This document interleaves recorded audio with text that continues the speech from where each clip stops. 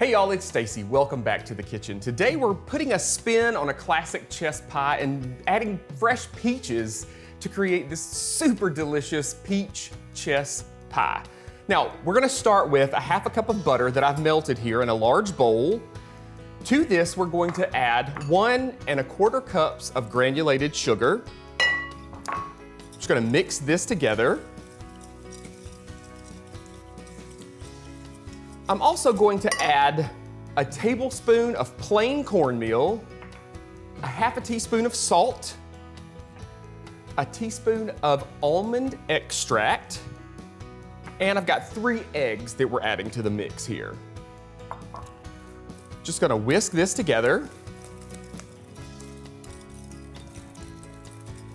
And then I'm gonna add in about 1/3 cup of buttermilk.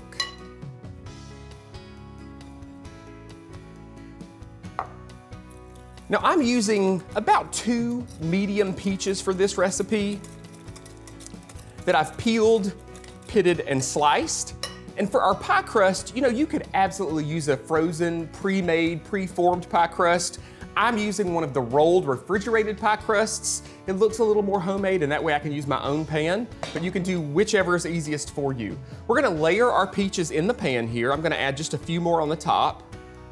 Now these peaches are gonna lift up when we add our chess pie filling mixture. So we want them to kind of look pretty. We're just gonna place them right in here. Then we're gonna pour our filling right on top.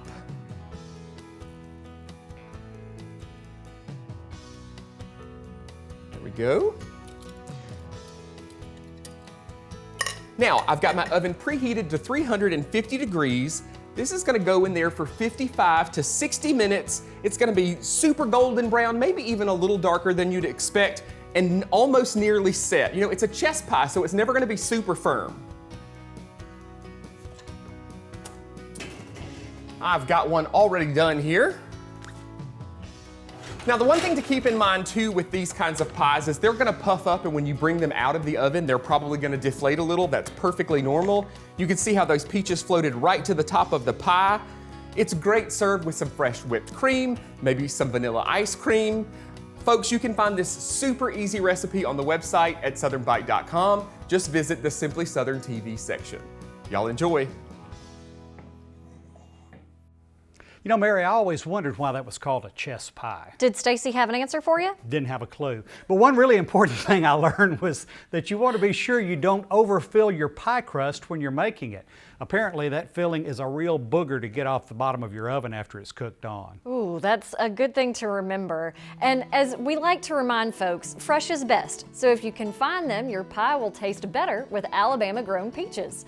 And a big thank you to the Alabama Fruit and Vegetable Growers Association for sponsoring today's recipe. Well, now that we've had dessert, it must be okay to leave the table. I guess so. Thanks for watching today, and I hope you'll be back with us next week when we'll see how the folks at the North Alabama Agriplex are educating new generations about the importance of agriculture. And we'll begin our annual profiles on the finalists for the title of Alabama's Outstanding Young Farm Family.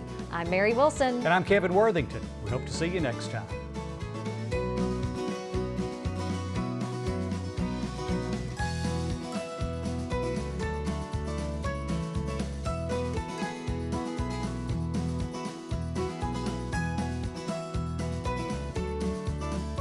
Simply Southern is produced by the Alabama Farmers Federation and made possible with the support of Alabama Farmers Cooperative and these sponsors.